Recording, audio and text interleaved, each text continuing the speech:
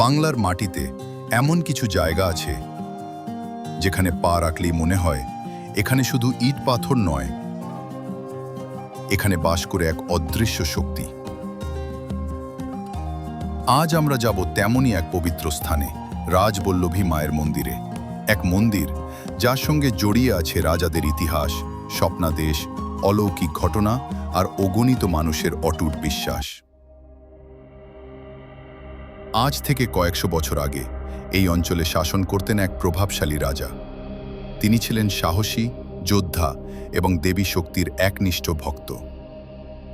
কথিত আছে, রাজ্যের উপর যখন বিপদ নেমে আসে, শত্রুর আক্রমণ, দুর্ভিক্ষ, রোগ ব্যাধি, তখন রাজা গভীর সংকটে পড়েন।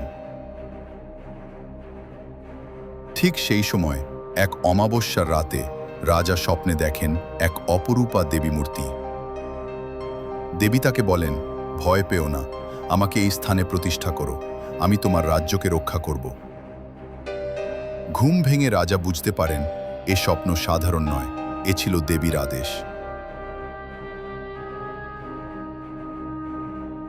পরদিনই রাজা মন্দির নির্মাণের নির্দেশ দেন। দেশের সেরা শিল্পী ও কারিগররা কাজে লাগেন।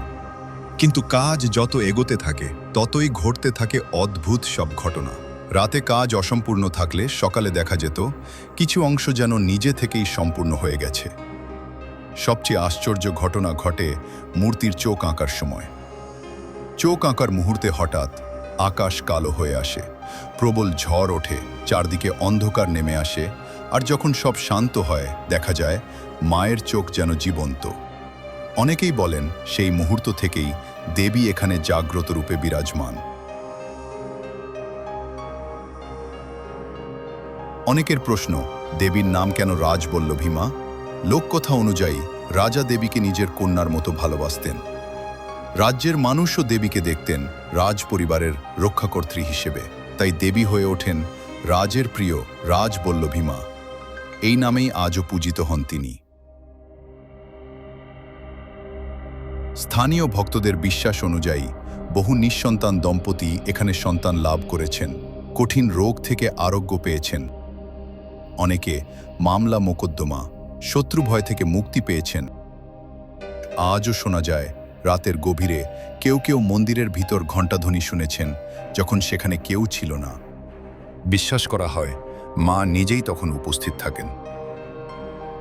উৎসব ও পূজার মহিমা, বিশেষ করে দুর্গাপূজা, অমাবস্যা, চৈত্র সংক্রান্তি, এই দিনগুলোতে মন্দিরে উপচে পড়ে ভিড়। ঢাকের তালে তালে, ধূপ ধুনোর গন্ধে, মায়ের জয়ধ্বনিতে চারদিক ভরে ওঠে এক আধ্যাত্মিক আবেশে।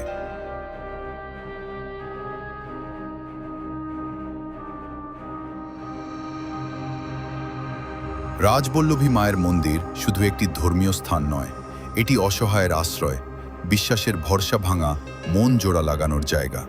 এখানে এসে মানুষ শুধু প্রার্থনা করে না, নিজেকে মায়ের হাতে সমর্পণ করে।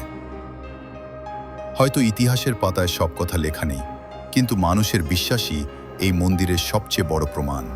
আপনি যদি কখনো রাজবল্লভী মায়ের মন্দিরে যান, একবার চুপচাপ দাঁড়িয়ে চোখ বন্ধ করুন, হয়তো অনুভব করবেন মা সত্যিই আছেন।